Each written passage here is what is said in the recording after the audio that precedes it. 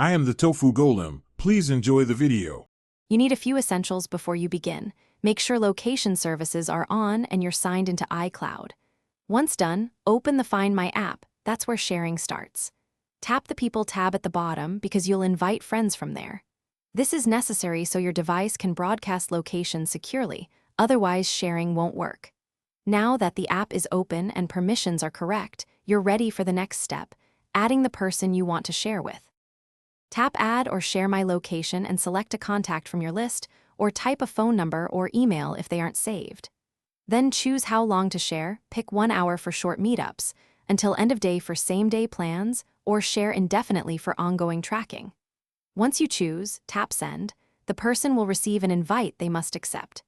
Make sure you explain why you're sharing so they're comfortable. If they don't accept, you won't appear on their map.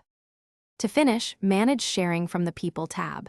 Tap a name to stop sharing, get directions to their location, or set notifications for arrivals and departures.